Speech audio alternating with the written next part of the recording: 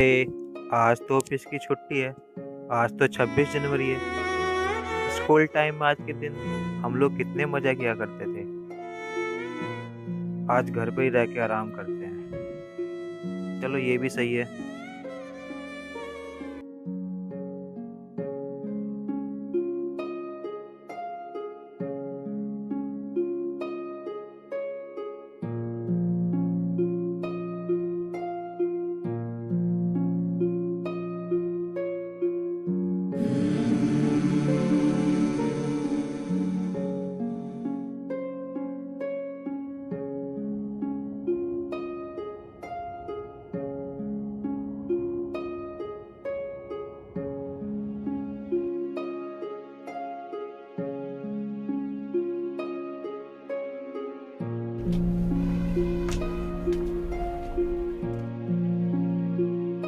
ये तुम लोग क्या कर रहे हो?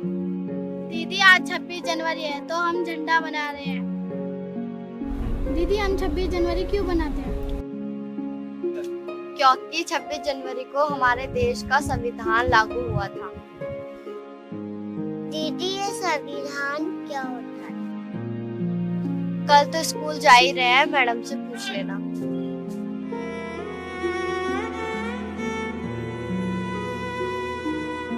भैया आज आप ऑफिस नहीं गए? नहीं, आज मेरे ऑफ़िस की छुट्टी है, इसलिए आज मैं तुम्हारे साथ हूँ यहाँ पर। भैया ये संविधान क्या होता है? जैसा कि तुम लोगों को पता ही है कि हम 26 जनवरी क्यों मनाते हैं, क्योंकि 26 जनवरी को हमारे देश का संविधान लागू हुआ था।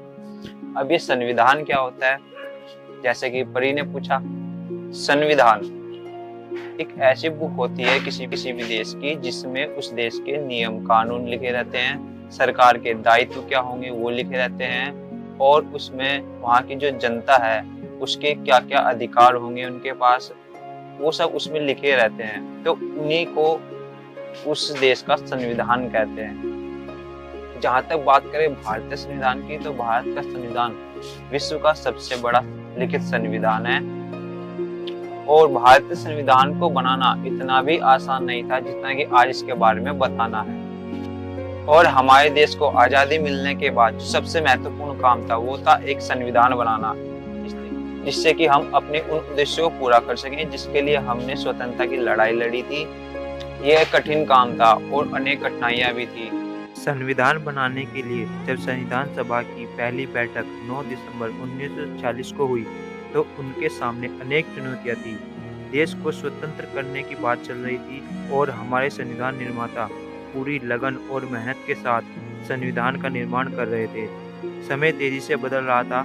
इसी बीच 3 जून 1947 को यह निर्णय हो गया कि देश का विभाजन होना है।